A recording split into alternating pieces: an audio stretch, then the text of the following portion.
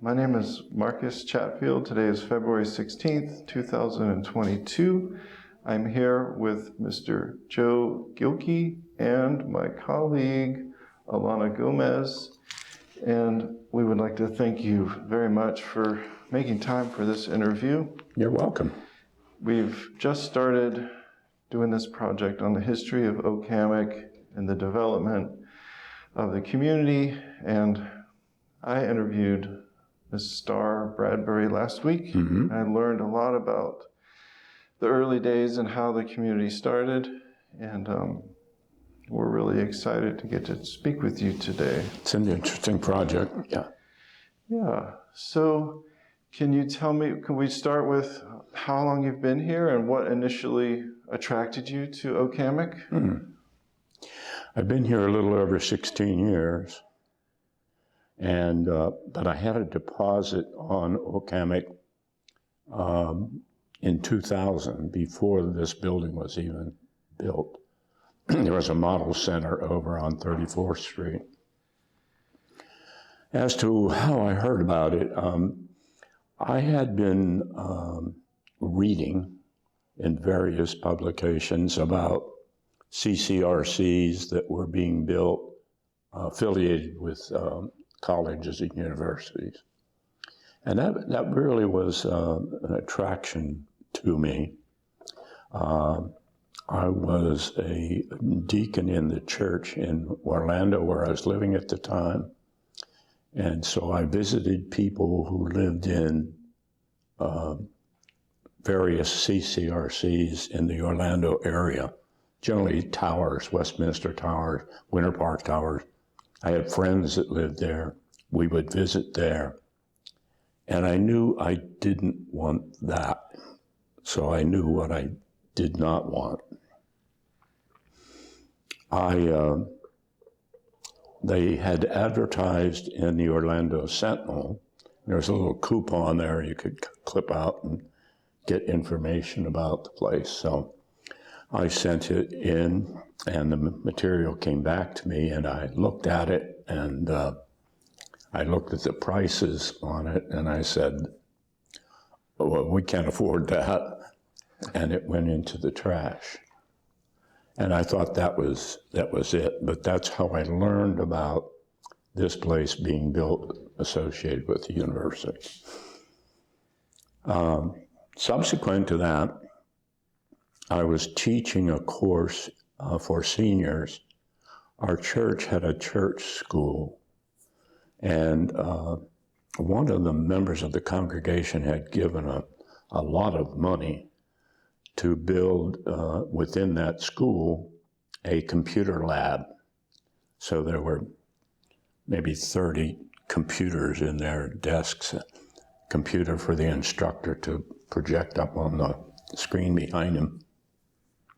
And I was asked to teach a course there for seniors because the school was small. They were using that room maybe 2 periods a day. So there was a lot of open time. And so we put together a course for seniors, and it was a very large course. They filled the room, so I had 2 assistant instructors plus myself who wandered around the room as I lectured. On a break that we had given to class, I mentioned that we were talking about the towers, the Westminster Towers, Winter Park Towers, because some of the people in the class were from there.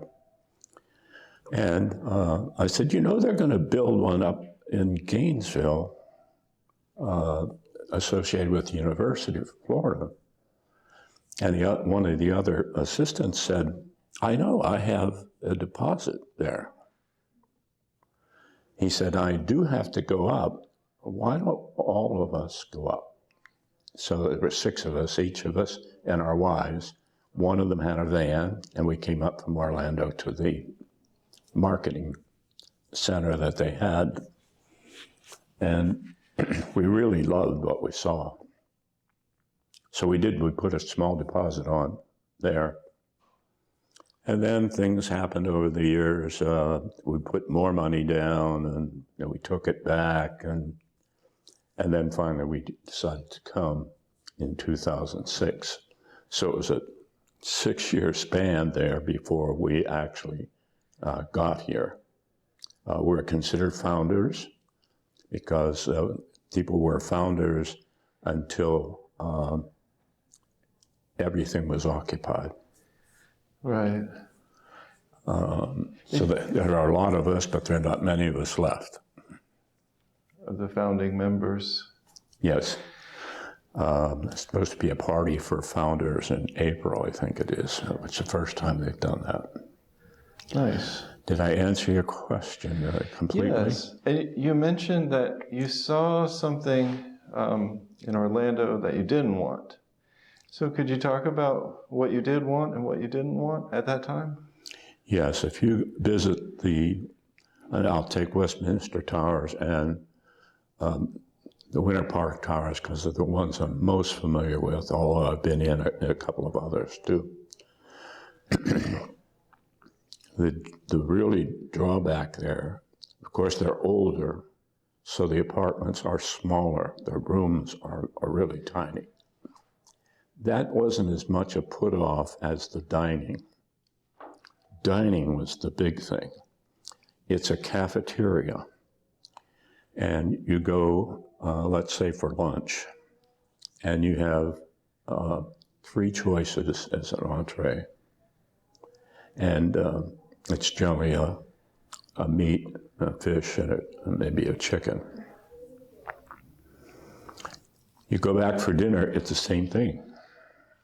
So there's no variety there. So you're standing in this line and you're going through, and then you have to take the tray to a table. And we wanted a sit-down dining. We wanted to be served, actually. And Winter Park Towers is very interesting because the food line is on this side, on your right side. So you're picking up things there, maybe a salad or so. Then you have to turn over here and get a beverage and a few other things. It's just a mess to me. I guess people get accustomed to it. There seemed to be very little assistance for people who needed assistance getting through the line. And there was very little staffing in the dining room. So those things we had said no. Now we went to another place in Longwood, something Village on the Green. I think that's the name of it. They had a wonderful sit-down dining. That's the first time we had seen that in a CCRC. But we would reject them because the housing was out on the property. And to get to any of the central things, you had to take a jitney. And so you're standing out waiting for this thing to come to go up for dinner. And that was not something we wanted either. So the plan here was to have dining rooms and have you served with a pretty extensive menu. And they knew that well in advance, even before the building was built. So that was the attraction here. Plus the university and the ability to maybe take some courses. And what is it like for you to have access to the university? What's the significance of the connection with the university? I'll tell you what the first thought was. You never know how secure financially these places are. There have some gone bankrupt. And I had a very strong feeling that if I invested money here, that the university would not let that happen. right or wrong. That's the idea I had in my head. Well, because when I think of the connection with the university, I think of the classes, but I hadn't thought of that security. Classes were important, although I knew I probably would not go over to the campus. But the ILR here brings, they may be retired, but brings some very notable people here to speak and to conduct classes. And what does ILR stand for? Institute for Learning in Retirement. Yeah, and there's another acronym you mentioned, the CCRC. I think that's Continuing Care Retirement Community, or Continuous Care? Continuous Care Retirement Community. And so what does that mean to you? How is that important to you? Well, it means that if I get to a point, and I'm 90 years old, where I need assistance with my daily living, medications and things of that nature, I would just move into the health pavilion. And if it went even further than that, I would be into skilled nursing. I did have a period of time a few years ago where I had some real health issues. I had pancreatitis, and that put me in the hospital. And when I came out of the hospital, I just went to skilled nursing until I was ready to go back home. My wife could just walk down and visit me. Friends came down, visited me. So that's pretty precious. I was back there twice, and both times I got excellent care. I enjoyed myself because my room was May, it was nice weather. My room was just a short walk to a porch that's there, a large porch, and it has tables and chairs out there, and I could take my meals outside. So it was really nice. That isn't always true. Of course, if the weather is bad, then you're going to be eating inside, and I did have breakfast inside sometimes. But the continuous care is what we're talking about, and that's just an important concept of the CCRC. The other thing about that is I pay the same fee if I have to go back there that I now pay in independent living. Right, so it's less disruptive, and the services are there if you need them, but you don't have to go some other place. It's not as big of a disruption. And I don't need long-term care insurance. Right. I paid that in the entrance fee to get in here. Right. It's a one-time entrance fee, Yes. as I understand, right? Yes, but each of our monthly fees, and we pay a monthly fee, also has some amount of it is for advanced medical care. Right. Would you mind talking a little bit about your education and career and what you thought retirement would be like through your professional years? My gosh. Well, professionally, I started out as a science teacher in middle school. Prior to that, I had taught while I was an undergraduate. See, I have a background, courtesy of the United States Air Force, in electronics. I was a radar maintenance technician. And so I learned electronics in the Air Force. So when I came out of the Air Force, I went to work for a company that was building flight simulators for the Air Force. And I worked with them for about 4 years when I decided that I wanted to use my GI Bill to go to school. And since I was working in an engineering department, I thought I wanted to be an electrical engineer. And I started to take some courses in electrical engineering, and at the same time, I was working with engineers. I observed what they were doing. I said, I don't want to do that. So I went to the University of Pittsburgh, and I changed my school from the engineering school to the School of Education. I majored in physical science, minor in biology, and a minor in mathematics. From there, I went to Long Island, and I taught general science, largely to 8th graders, but I had 9th graders sometimes. After about 6 years of that, I went into administration. And so my final years, I served as a supervisor in the school district. My field was instructional media. And my degree, my doctorate, is in educational communications. I retired after 30 years.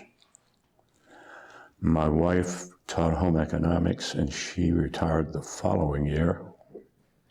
And we packed up, and we had a house in Orlando already. And we went to Orlando, and we lived there for, 14, 15 years before coming here. In Orlando,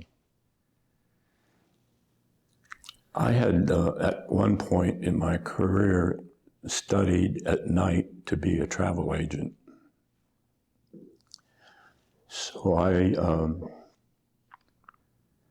became the chairperson of a ministry at the church called the Young at Heart. It's all older folks. And I chaired that group for the period of time that we were there, where we planned to have a speaker come in once a month and to make a trip somewhere once a month, a day trip. Actually, we did a cruise once too. And when I came here, I did the same thing. I joined the travel committee, and in fact, I have in my pocket, I mentioned this to them when they called me to see if I would do this. I have a flash drive that has all of the activities that I was involved with here at Hammock. Wow, wonderful. So it's kind of a history itself of Hammock. Wonderful. So I didn't bring it. If you have a computer, you could download it into if it's of use to you. If it's not of any use. Wonderful. We'll have to see if Deborah can download it. That would be great. Because we did as we did at the church, we have a speaker on the first Thursday of every night that talks about some travel that they've done. It's generally a member, it's universally a member, who talks about a trip that they've done. And at the earlier days, since the pandemic, this hasn't happened, we had a trip every month, a day trip. I organized something like 13 or 14 cruises, Caribbean cruises. We chartered a bus, picked us up right here, took us to the port, and we sailed. Wow. So is that every year, I guess? Mm-hmm. Yeah. Yeah. Wow. That all has stopped. In fact, the first day trip for that committee, and I'm leading it, is on March 22nd. We're going down to the Kids Village at Give Kids the World. I don't know whether you've ever heard of Give Kids the World or not. No. Give Kids the World is a foundation that provides a vacation to children with life-threatening illnesses and their families, and they provided everything for them for 5 days if they live in the continental United States, 7 days if they live outside the continental United States. And they have a whole village in Kissimmee that is, well, it's really someplace to visit. I've taken Okemos down there twice. This will be the third time. And they come back smiling, and it's just a nice place to visit and see what goes on. It's the only one in the world, and they take children from all over the world. Wow. They work with over 120 wish-granting foundations, like Make-A-Wish. Wow. So if there's a child here in Gainesville who wants to see Mickey Mouse, through their social worker or their physician, they would be put in contact with one of the wish-granting foundations, maybe Make-A-Wish. Make-A-Wish would then contact Give Kids the World, and Make-A-Wish would make all the arrangements to transport them to Kissimmee. And once they got there, Give Kids the World takes over, feeds them, provides them with tickets to all the parks. The Disney characters come into the park twice a week, and the kids get to see them there instead of standing in line out in the park somewhere. How wonderful. So the child has to have a medical release, of course, that it can travel. Right. Most of them are in some state of remission, but there have been deaths there. There have been marriages there too. Wow. So it's just a wonderful place. I was so glad to have been associated with it. Yeah. Yeah. How wonderful. And so as a founding member, when you first moved here, I imagine there was a lot of construction going on still at that time? No, there wasn't. Not when I got here. No. So it was all built? It was all built, yeah. Oh. Yep. In fact, before we moved in, before anyone moved in, they had an open house and let us roam through the whole building. So it was all. The only thing that might have needed a little more work was landscaping. But the building was here and up. Wow. Well, has there been many changes since you've been here?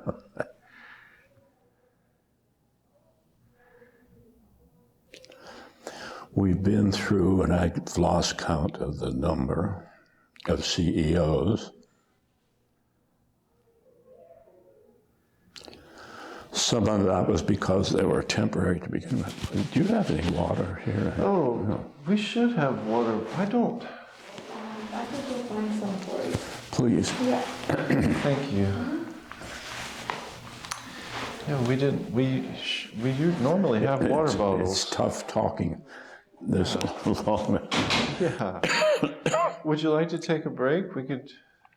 I just need to get some water. Okay. And so she finds some. Well, Deborah can edit the interview. She can cut this out. So. I can go on. It's up to you. Yes, I can too. Get you with it. I've lost track of what we were talking about. Oh, I'm wondering how things have changed here since you've been here. So, as I said, we've had many CEOs. Some of them were here on just a temporary basis, so I can't count them. But some have come and gone. Oh, thank you so much.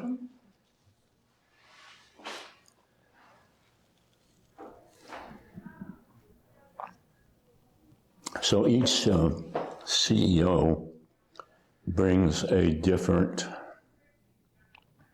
thought about how the place should run. and tends to make changes. Some of them you would not notice because they're internal, they're program types of changes.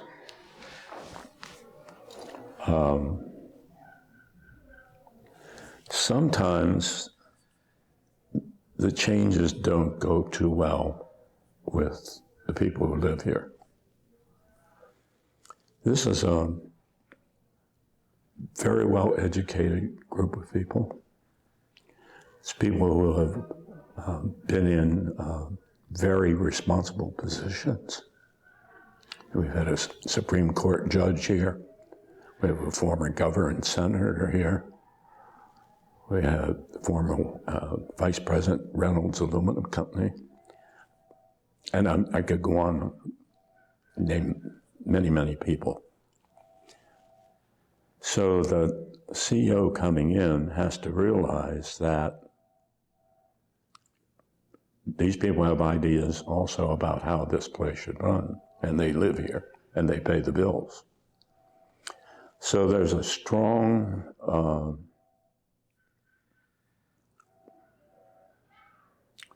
it's a community that is probably more run by its occupants than by management. It's not to say that management doesn't have ideas and they don't make changes. There are small changes. But they have to be very careful about what they are trying to do because it can stir up an uprising very quickly. I'll just give one example. Current CEO, we have a meditation room. We have a meditation class that hasn't met in a while because of the pandemic. But people can go there and learn how to meditate. It's a lovely room. It's a quiet room. It's not used for anything else. By administration, it becomes considered wasted space. So they're now going to turn it into offices. Well, you should have heard the stir that went up when that occurred. Not that very many people use it, but it's something that's there for us to use if we need it or want it. That's just an example. I don't know if anything's going to come out of that. I know that the furniture has begun moving in there, so maybe it has no effect on them at all. But it's the type of thing that if administration makes a move, they better have done a lot of consulting and talking and persuasion before they do it. So I think we're in for, and I think people support it. They're going to refurbish that whole lower lobby area. That's one of the things they're going to do. The current administration wants to do, and they want to. We have 2 memory units in the back, and each memory unit houses, I don't know, something like capable of 10 people. I think it's 10 small apartments. Well, one of them is empty now, and I want to turn that in. We need more assisted living space. So, things like that. And they've worked that through committees and so on, and it'll be fine. But they don't do something just off the top of their head without thinking about it first. Right. So it sounds like the residents here they're communicating with each other about the management and how things work. There's also special committees, I'm assuming, that interact with the managers and the residents. And the main committee is called the Residents' Council. They are all elected representatives. There's, I forget the number that's on that, maybe a dozen. That's the main committee. Yeah. And then there are all sorts of subcommittees because each of those members of the Residence Council chair a committee. So, for example, there's the Active Lifestyle Committee. It used to be called Travel and Events. That's the one I'm involved with. There's one that deals with buildings and grounds. There's one that deals with dining. Very important. Big meeting. A lot of people go to that meeting. So that each of those members of the Resident Council chairs another committee. And it's all grassroots back to the Residence Council. 2 members of the Residence Council sit on the board that is appointed by the president of the university. Okay. That's the fiduciary group. Okay. They have the financial responsibility for Hammock. And since you've been here, has the number of residents increased?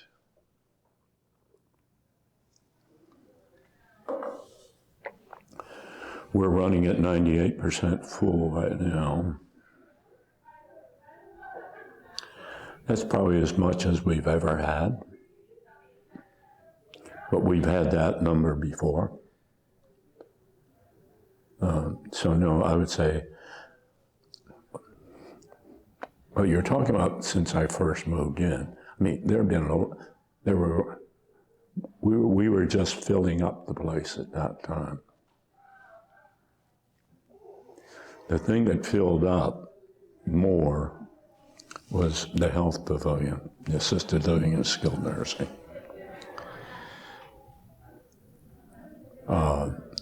We used to be able to take X number of people from the outside, but they have to reserve a certain number of beds for members because that's what we paid for. It has to be ready for us if we need it. But we were able to take X number of people outside. Maybe somebody had a knee replacement, so they're in the hospital for a while. Then they still need some place to go that they're cared for until that mends. We could take them in X number. I don't remember, it was a small number, but I don't remember what the number was. Yeah. I didn't answer your question directly, but I'd say right now we're really at max. This is as many as we've ever had here. Yeah. And what was it like here during the pandemic? How did the pandemic change things? Activity, this is a place of high activity. Activity came to a halt, just a stop. And this is a very social place, particularly around the dining room. You go and you eat with somebody that you know, and that's how you meet people here too. Dining rooms are closed. So now food is being delivered to you at your apartment. You still are ordering from a menu. The menu is not as extensive as it is right now. So we had fewer choices. And it was pretty confining. Fitness centers closed, pools were closed. Just all activity just came to a stop. Now, fortunately, when it got to be a little warmer weather, we have a lovely garden right out there. You can see the umbrellas. Oh, yeah. We could go and pick up our dinner or lunch instead of having it delivered to, and take it outside. We were permitted to do that, where we had open air. So that was a big relief to have that. They've talked about at times of closing that in so they get more space, but it's just a wonderful place to go to for a change, to be outside. Yeah. And what was the security like during the pandemic? Who was allowed to come in and out of the campus? I'm sure, I don't quite understand. During the pandemic, were people allowed to still come in and visit or no? No, no visitors. No visitors. In fact, we're at that point still. We can have visitors, and they can be every place but the dining areas. No visitors there. But they're permitted to walk around here. And are the dining rooms open now? Yeah, very limited. And it's not because of the pandemic. What we're running into now, as every place is help. I don't know how many they're down in terms of servers, but they just don't have the servers. So they've got us limited in the dining room. The dining room's opening, it's probably about 50% capacity. That's not a problem. Well, at lunch now, what they've done, they've closed both of these dining rooms and all the lunches in the grill, which is the third eating place here. So everybody is in there for lunch. For dinner, the main dining room is open at 50%. So we're still hobbling a little bit. It's not the way it was. Many of the committees are meeting only by Zoom. We have a talk coming up, and it will be hybrid. So if people don't want to come down and be together, it will also be on Zoom at the same time. All of our classes, our ILR classes, are by Zoom. This week we're coming to an end of this semester of ILR. There's the CEO now, he's coming around checking on me.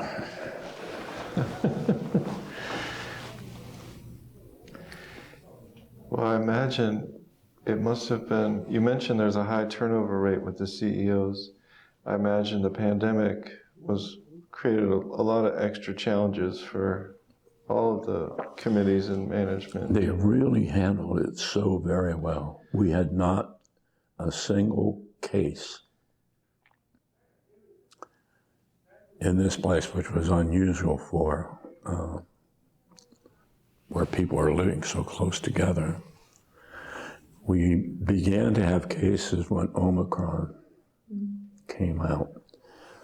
The health pavilion got through it without any.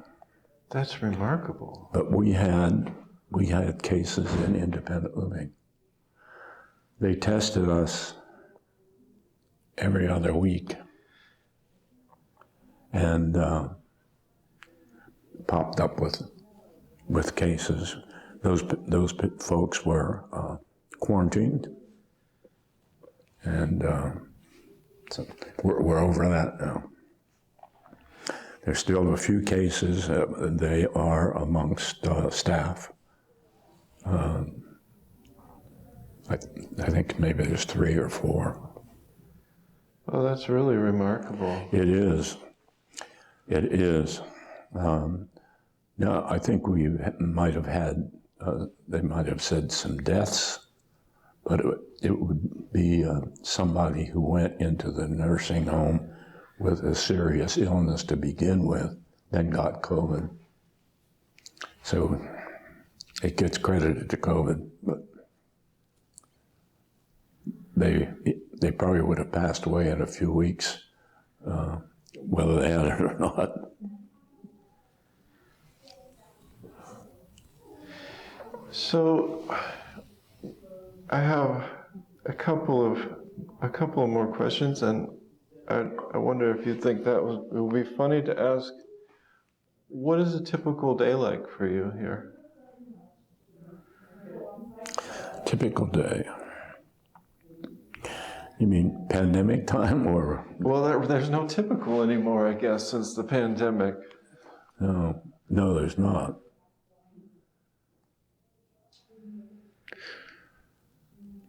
I have a lot of doctor's appointments that I have to go to. Fortunately, these weeks through this month is pretty open for me to do whatever I want to do in the daytime. I do have a doctor's appointment on Friday, and that's by telehealth, so I don't have to leave the place to do that.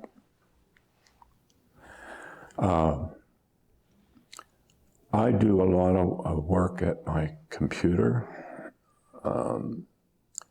I have made, during the pandemic, 5 or 6 travel talks. I gave them live, plus they've been posted to YouTube because I recorded them. Oh. That takes an awful lot of research and time when I'm working on that. I'm working on Alaska right now. And it involves generally, since a lot of them were shot with 35 millimeter slides, it means converting the slides to digital format. That's time consuming and has nothing to do with the creative work, except it's like mass production, trying to get them done. But I do a lot of that kind of work. I'm responsible for, there's a bulletin board downstairs near the mailboxes for the Active Lifestyle Committee, and I'm responsible for keeping that up. So that means making posters and making sure it looks kind of attractive, and things change in there, particularly right now. I have a poster down there that I have to make a change when I get back to my apartment. We were told that there would not be Zoom for the talk this month, this coming on March 3rd. So the poster was made to have everybody go to the Oak Room for that. I now have to change that poster so that it says and Zoom, because they've decided to do that, but they didn't do it soon enough. So it's little things like that. When I get done here, my wife and I are going to go to Bahama Breeze for lunch. We spend a lot of time around meals, not because it takes so long to eat a meal, but because of the conversation and things you get involved with around that meal. It's common to go an hour and a half or 2 hours of our meal.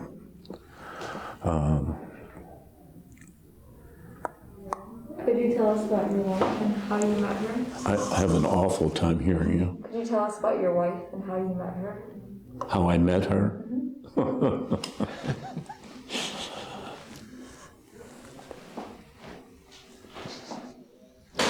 I was teaching a course for teachers.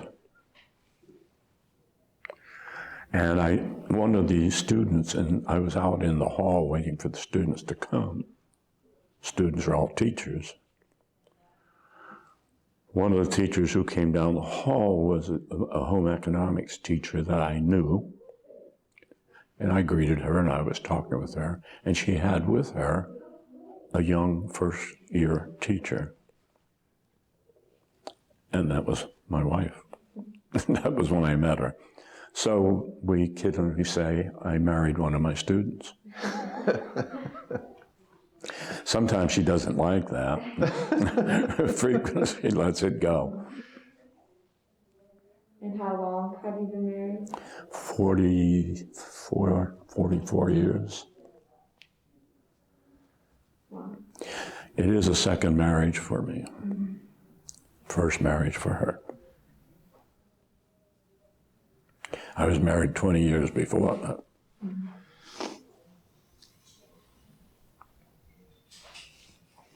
She was a home economics teacher.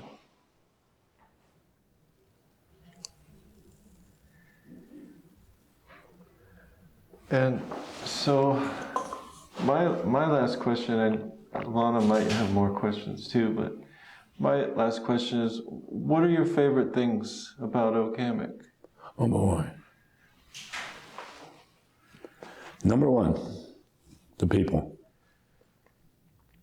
It's a wonderful collection of people. I don't know how it happened that they could bring this group of people together. They are so helpful. If you need assistance with anything, you have no problem finding it amongst the group here. So that's number one. Number two is the dining, probably. And number three probably grows out of the people, is the activities. Because you can always be busy. There's always something to do. I would not understand if somebody got bored here. And I'm sure it does happen that there are some people that way, but I think that Okemos has prolonged my life. I'm 90, and most people don't realize that. But if you just take a walk through this art gallery that's out here now, there is a display out there called the Seniors. Everybody on there, everybody's picture that's there is 90 years old or more. And I think most of us feel that the lifestyle that we have here has prolonged our lives.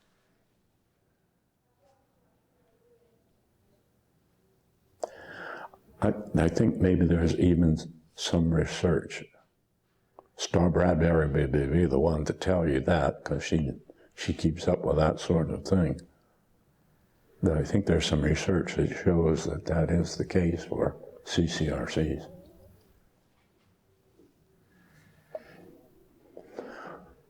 Unfortunately, some of them have gone broke. And are most senior living centers CRCCs? I'm awfully sorry. Are most senior living centers like this, or not really? Not really. Not really. If you go into any one of the towers in Orlando, Lutheran Towers, Westminster Towers, the activity level just isn't there, and that's the important thing. I think there's some socialization around dining. I didn't notice much of that, because when you're a guest, people are just taking you to a table and they're not interacting with the others who live there. I think there's some of that. But the main thing is the activity level. You just don't see it.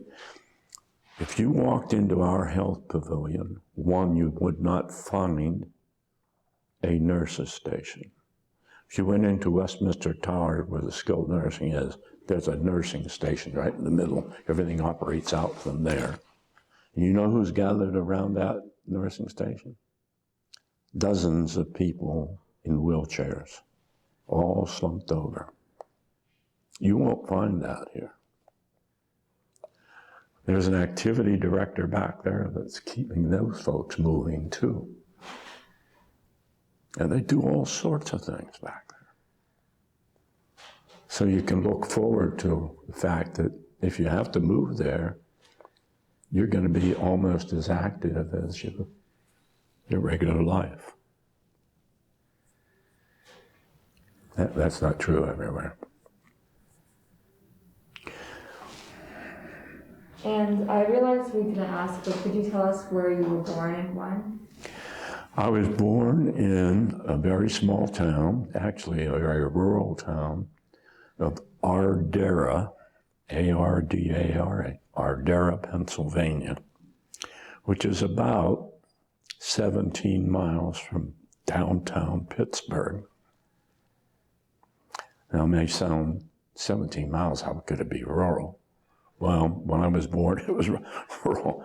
I was born, my mother and dad had moved into It was at one time the post office.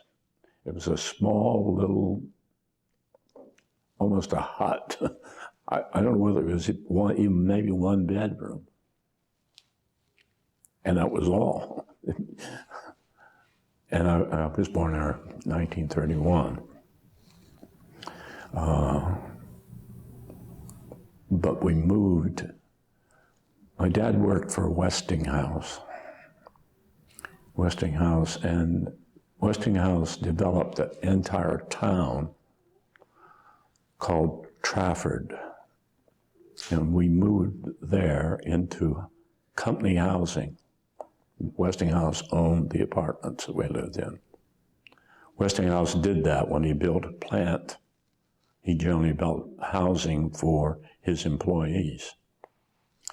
We moved there, and I lived most of my growing up years there in Trafford. We moved my last year of high school, I moved to a different high school because my folks built their own house, and we moved again. And I went into the Air Force shortly after I graduated from high school. I was 18. I was in during the Korean War, which was not good, but there was a good part to it. When I went into the service, I did not have the GI Bill. It didn't exist then. When the Korean War broke out, there was a new GI Bill for Korean. That's what got me through college. And where did you attend college? University of Pittsburgh. I have a bachelor's degree from there. I attended Columbia University. I matriculated at Columbia. The commute from Long Island to New York became just too much. So I got my master's degree from Hofstra University, which is on Long Island. And I had a sabbatical in 1969-70 back to the University of Pittsburgh for my doctorate. And how did you find your way to Florida? That's an easy one.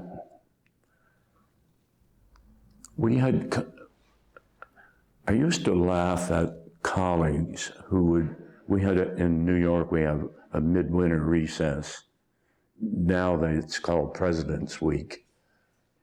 You might call it spring break, but we call it midwinter recess then. It was always right around President's Week.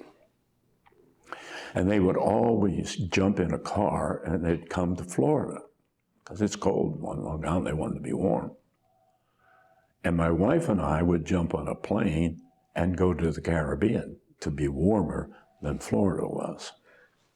And we'd laugh at them that in Florida, it's not always as warm as it is in the Caribbean. Why did you just go to Florida?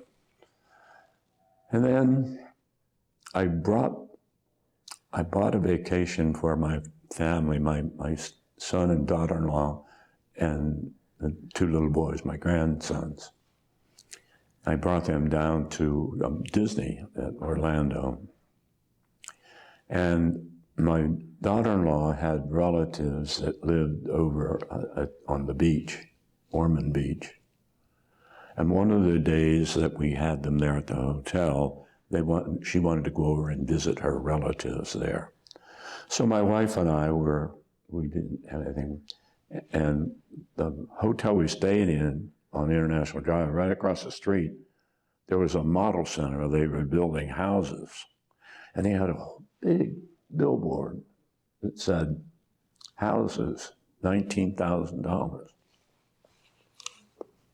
Gee, I could buy a house for $19,000. I could rent it out or something. I could use a vacation home. So we went over to the model center that day and looked at the models, and none of them were $19,000. They were all much more than that. I said, wow. Where is the $19,000 one? Oh, well, you have to get on the beach line, and it's the next exit. We have the models there. Okay, so we left early and we went to, and they did have a $19,000. They were called patio homes. And some of them there was actually 4 in one building. It was almost like an apartment building, but you owned this segment of this 4. That's nice. We went back to Long Island. We didn't do anything. We discovered they had a model center on Long Island because these were being built by Levitt. And Levitt built Levittown on Long Island, but they had a model center there. So we went to that model center and we put a deposit down on a lot.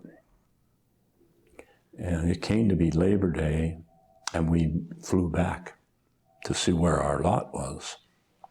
And it was right up against the beach line. No, we don't want that lot. We want our money back. Well, they said, let us hold on to the money. We'll be opening another section. If you don't like that one, maybe you'll like something there. And it wasn't very long later, they called us up and said, you could have this lot if you want it. Okay, we'll take it. So we bought that lot, and suddenly we were homeowners in Florida. What year was that?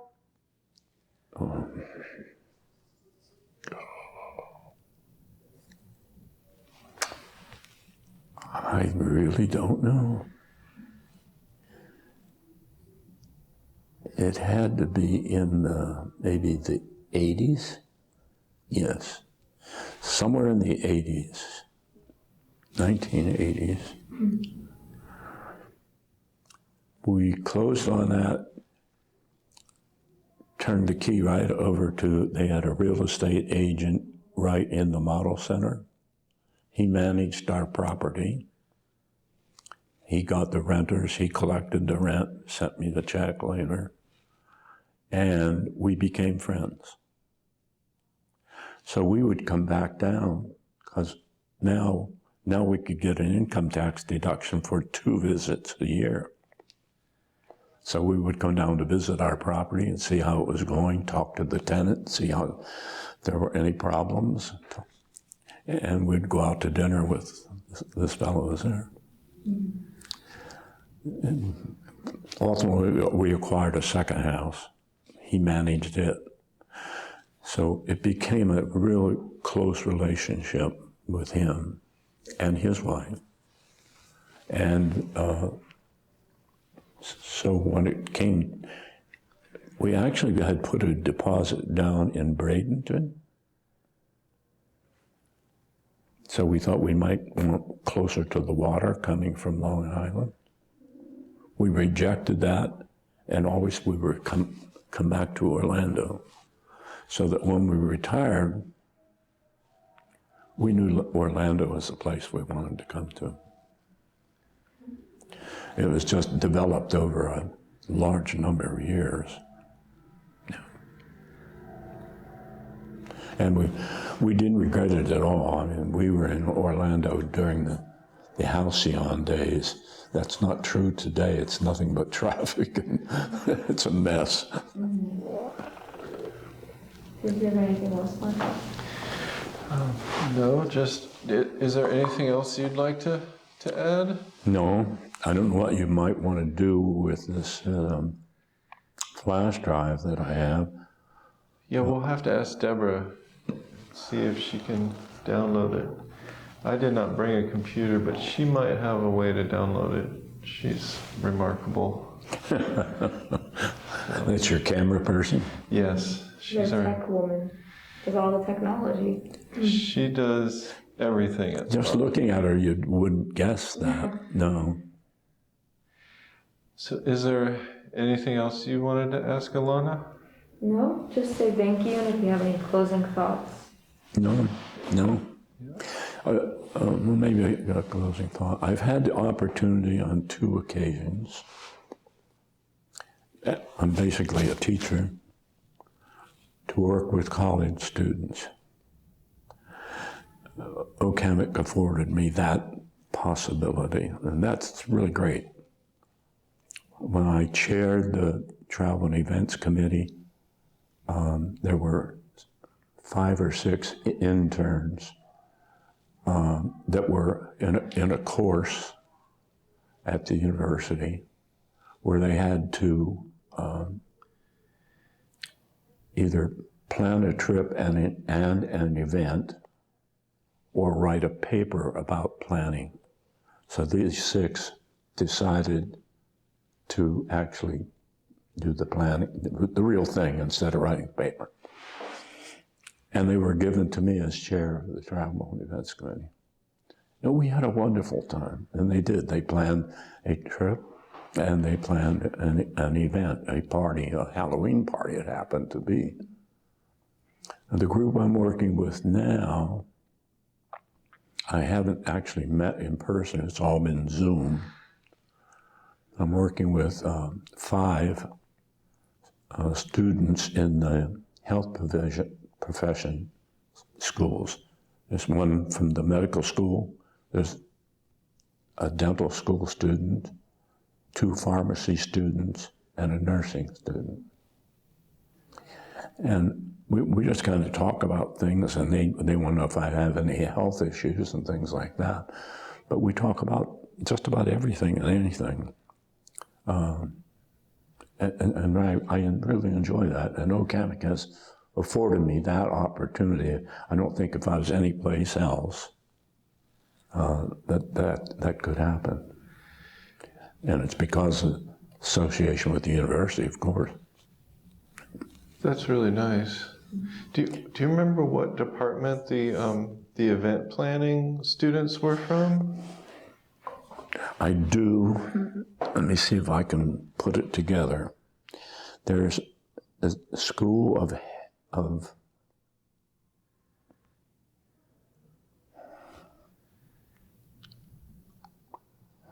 I even know where the school is. I know the professor. I've come to know him very well. He's also in charge of our fitness center, so he comes here sometimes. He doesn't have that course anymore.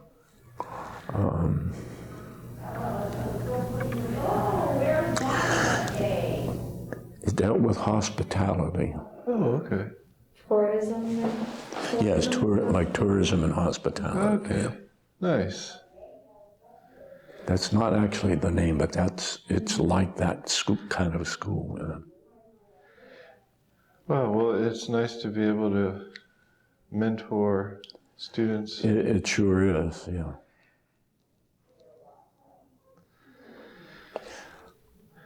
Well, I've really enjoyed this, getting to speak with you, and Thank you. It's very kind of much. fun, and I like to see your project continue on. This all goes in the library somewhere, doesn't it? Yes, these interviews will be archived at the University Library's digital collection.